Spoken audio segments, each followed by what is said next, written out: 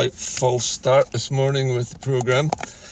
However, the topics today really are to do with, first of all, the Hate Crime Act, which has now come into force this month.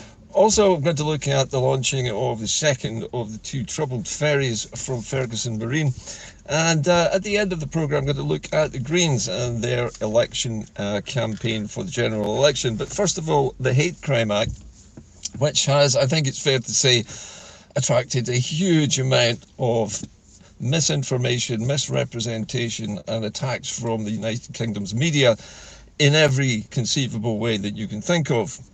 Now, one of the problems with the Hate Crime Act is, apart from the fact that it's vastly misunderstood by the majority of the population and it's been hugely misrepresented, and the disinformation being put out by the UK media has completely clouded the original intention of this act. It has made it into the statute books and it is in force now. Many political opponents of the SNP have characterised it as unworkable, and I myself have reckoned many times that it might prove to be that way. But actually, the essential parts of this act are pretty simple. It becomes a hate crime if you are to say something, comment, or behave in such a way as to stir up hatred amongst the population against one of the protected descriptors of various groups of individuals. Now, the way this bill or this act has now been enforced means that it becomes a crime if you stir up hatred against anybody with the protected characteristics listed in the act. And those, interestingly, have omitted all mention of misogyny against women, something which Margaret Ferrier, Scottish Minister, came out today and said that she couldn't understand why that was missing from the act, which leads me to believe that she didn't have enough of an input in how this act was actually put together in the first place. For such a glaring omission really feeds into women's worries about this act largely being not just leaving women out, but basically being almost anti-female, anti-women. And that has led to even more attacks on the act by women themselves, who feel, well, rightly, completely left out from this legislation. Now, there are, of course, laws governing how men behave towards women, but having the Hate Crime Act include misogyny, and that would be any act by a man against a woman which is either threatening, misogynistic,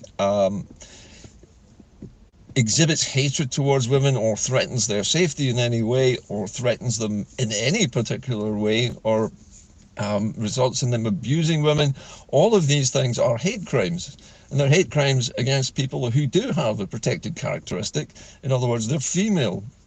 So why was it left out? Well, I don't really know, but it seems to me that the focus of this bill and the act itself has been far too much centred on both race and religion and ethnicity and the origin of the person concerned, perhaps the colour of their skin, but also it's focused very largely, in fact disproportionately largely, on people who are transgender, and that media to try to rubbish this piece of legislation. Now, if the bill, when it was being originally drafted, had included offences against women by men, that would have been very different, and perhaps women would not have felt as angry as they do. If I were female, I would also be angry at the fact that I'd been left threats, not just but actually physical threats against themselves and their families, and those women are usually in places of public service. We're talking about elected officials, MSPs, MPs, councillors, women who are in the public eye, who are frequently subject to far more vehement and far less pleasant and much more threatening comments, particularly on social media, by men against women. And that is something which this act should have done something about, because if you want to encourage women into politics, when you have an atmosphere where they know as soon as they enter the public eye that they're going to be subjected to all kinds of abuse, threats of rape, threats of physical harm, and gross insults, in many ways men would never put up with, why would they want to enter into that type of career in the first place? So I think that is something which Margaret to highlight, but it's a mystery as to why it wasn't included.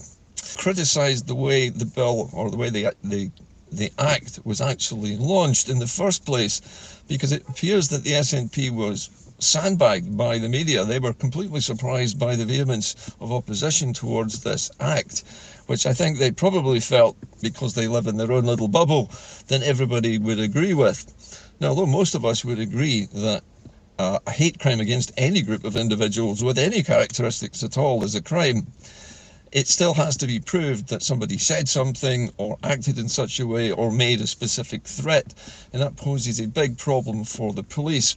And I suspect that when the bill was written, they didn't really think through what the physical needs of the police would be in enforcement. There ought to have been a hate crimes task force within the police service, in which they had recruited enough perhaps civilian workers to sift through all the millions and millions of different comments and threats made on social media to try and weed out the real perpetrators and actually bring them to justice, either by locating them and charging them with the offence and bringing them to court, so that they became, I suppose, an example to others of what they should not be doing. However, that hasn't happened either, and that may happen in the future. But it seems to me that what Ms. Ferrier is saying is that women should have been included from the start, and there ought to have been some way in which the police could cope with the huge amount of accusations which were flooding in through their hotlines on the first days that this act became law. Now, moving on to the second topic today, which is the ferries. And of course, we're all sick of hearing about the ferries, but I think it's worth drawing your attention to the fact that the second ferry, which is due to be launched on Tuesday, is now complete. And it's also worth drawing your attention to the fact that, despite the fact that these ferries are late and over budget, what was being asked of the construction crews at Ferguson Marine was an enormous task, because no one has ever built dual fuel ferries before, which run on liquefied natural gas. Now, liquid natural gas is a very common fuel. I mean, it's basically the gas that we use in our central heating systems, but which has been chemically treated to be capable of being stored as a liquid at low temperature. And what this does is it allows vast quantities of this stuff to be stored in tanks on. Now, I don't know exactly what the system is on board these two new ferries, which allows them to switch from conventional diesel fuel to liquefied natural gas, but I would imagine there is an elaborate system on board this ship which has had to be developed specifically for this. Now, remember, this has never been done before, and when you're breaking new ground in technology like this, it takes time. However, the good news is that these ferries are now complete, and the second one will be launched on Tuesday. In the traditional way, it's going to slide down a slipway into the water in the way which we used to see ships launched on the Clyde for decades previously. This is known as dynamic launching, and it involves the entire ship being sat on a timber frame on a slideway, which is heavily greased, and is held from sliding to the water by a series of huge wooden props, which basically prevent it from moving until they want it to. These are then pulled away just seconds before the ship is launched, and sometimes it's given a little nudge with a hydraulic jack to get it rolling, but after that gravity takes over, it slides into the water by itself pretty much, and is literally caught by a couple of tugboats waiting offshore. Now, in a narrow channel, like in the Upper Clyde, that was actually quite a dangerous operation, because those ferries had to get behind that ship and control it after it was launched very quickly. However, at Ferguson's yard, there's an awful lot more water in front of the yard and width to the river than there is further up, so it makes launching there a good deal safer. Now, the newspapers have actually covered this. In fact, in the National today, there's an article saying that this might be the last or could be the last dynamic launch that we ever see on the Clyde, where a ship slides down a slideway. I'm not convinced of that, because there are a number of smaller ferries, which I think Ferguson's may get the orders for, and which, incidentally, Ferguson has already built, not only on time, but also on budget in the past. So I see no reason why the Scottish Government would not award the contract for these smaller roll-on, roll-off car ferries to go to the yard, thus securing the jobs of the men and women who work there.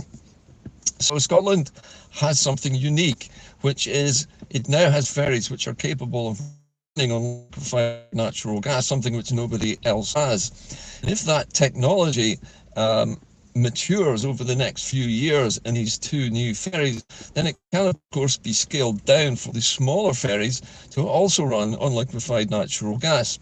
Now you might be wondering, why on earth would you need to run on liquefied natural gas? Well, the reason is that it is far lower in carbon than, for example, diesel fuel is. Those of you who know diesel engines will know that they pour out black smoke.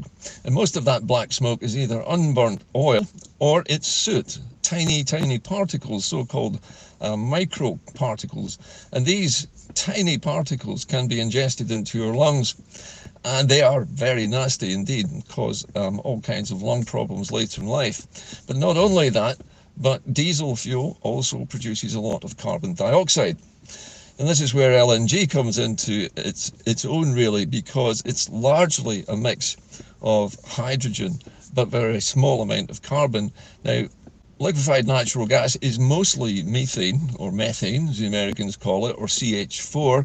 CH4 means that there is one carbon atom for 4 hydrogen atoms, and that means that most of the fuel is hydrogen, so most of its exhaust is steam, but only one tiny proportion of it is actually carbon that combines to make carbon dioxide. So this fuel is not completely carbon free, but it's much, much less harmful to the environment, and it is much less likely to add to global warming. So it is a first for Scotland, and if that technology, as I say, matures in these two new ferries, it can be applied in all kinds of other ferries, and that's something which I think Ferguson will be leading on in the future. That brings me finally to a political story, which is the Greens and their election campaign. Now, although I haven't delved too deeply into the Greens election campaign for the general election, one sharp-eyed independence campaigner noticed that in the background during Lorna Slater's address on this new campaign, there was a word missing from her campaign slogan in the background. And that was independence. In previous iterations of the Greens' electoral campaigns, the word independence was writ large in the background, but this time there's no sign of it at all.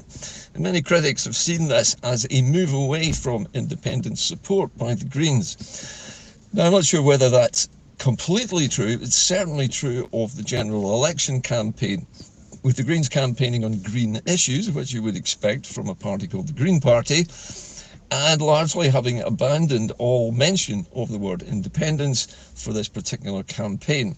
But that could be a reflection of the kind of election this is, rather than any dropping of independence as a campaigning policy. The reason I say this is that, as I've mentioned before, this is a United Kingdom-wide general election for MPs to be elected to Westminster. And we all know that the United Kingdom will not regard even a massive majority for the SNP, no matter how large it is, and no matter how many seats they win, as anything other than just a general election result and a seat count. And so because of that, the United Kingdom is very unlikely to view any massive vote for either the Greens or the SNP or ALBA or anybody else who's pro-independence as anything other than just winning seats. So we're not going to get our independence from this general election. And perhaps that is why the Greens have decided not to mention independence in this occasion. However, it is ringing warning bells amongst the independence community, who are hoping that the Greens have not abandoned all of their support for independence. And maybe we'll see that the word independence returns to the campaigning slogans when there's a general election for Holyrood. And that I probably would expect to see, because apart from anything else, it will win votes in Holyrood, whereas it may not win any votes at all for the Greens in the Westminster general election. So in the round today, I think we can safely say that the Hate Crime Act is missing a fundamental piece of its, something which should really have been in that act right from the start, and that is misogynistic hatred against women by men. And without that, the Hate Crime Act is largely an anti-racist act as far as I can see. And I think perhaps Hamza Yusuf and his team has focused largely upon that and upon the issues of a very small minority of people in the transgender community who were also left out of hate crimes legislation in the past. But in order to address the issue of why women were left out of this, somebody in the Scottish Government is going to have to create an amendment to this act to include women and to include misogyny in the list of hate crimes. Because one of the biggest hate crimes in society generally, and remember we're talking about the heterosexual majority of society here, remember we are a majority and that's just a fact, and women make up 51% of the Scottish population, to leave them out of the Hate Crime Act was an enormous own goal. Why on earth did it happen in the first place? It really needs to be included. An amendment is urgently required. And I think an apology from the Scottish Government to 51% of the Scottish population is definitely in order before such an amendment is introduced. The ferry launch timetable, well, the last of the 2 troubled ferries gets launched on Tuesday. That should draw a line under that particular issue, hopefully once and for all. But I dare say the British media will be watching those ferries like a hawk, waiting for the next breakdown so they can leap on it gleefully and say, we told you so. You can't build your own ferries. But I think Ferguson's is more than up for the task of introducing liquid natural gas powered ferries to all of their future ferry operations. It might be that the smaller scale ferries, maybe it's inappropriate for something that size, I don't know. But not being in on the engineering behind liquefied natural gas for small-scale ferries, I don't know the answer to that. But I would imagine that now that they've developed that technology, once it's proved itself, there will be other customers for it, not just here in Scotland, but from across the world, looking for that technology and looking for ships powered by that fuel source. And finally, the Greens, well, what can you say? The Greens are campaigning on green issues, they're not campaigning on independence. We've also seen a similar approach from the Scottish Government, from the SNP, who are largely campaigning on general election issues. They say that a vote for the SNP is going to be a vote for independence and that they will begin negotiating with the United Kingdom if they win a seat majority, and that they will create a new I suppose, a transitional constitution for Scotland, and in the meantime, they'll send an envoy to Brussels to make representations there as well. But it stops short of saying that there will be a vote for independence separately, that there will be a referendum, which is really what is needed here. Not a referendum run by the UK, and not one requiring their permission to hold, but simply a vote by the people of Scotland on the issue of the Constitution to settle this properly in a way which involves only the Scottish electorate and only the Scottish political system, nothing to do with the United Kingdom. And that at the moment is not on the horizon, unfortunately. That is it from Inde-Car today. I hope to be back again in the next few days. I apologise if these programmes seem a little sporadic, but you have to remember that there is very little information coming out about anything to do with independence at the moment. Largely it has been backburnered while everybody focuses on this general election, which nobody knows the date of yet, apart from the fact that it is not going to be in May. So my guess is it's probably going to be sometime in September before the weather turns nasty and the nights draw in too much. I think the Tories are hanging on till the bitter end, hoping that their poll ratings will improve, or hoping to do a bit more damage so that when the Labour Party does win, they can't really govern the country very well, and the Tories will get the whole job back again in the next general election, and we'll see the vicious cycle going on and on and on. Anyway, that's it from Inde-Car today. I hope to see you again soon. In the meantime, keep the faith, and remember that we will get our independence, but our politicians are going to have to develop a backbone and actually say that we're going to have an independence referendum under our own authority as sovereign Scots. I'll see you soon. Bye bye for now.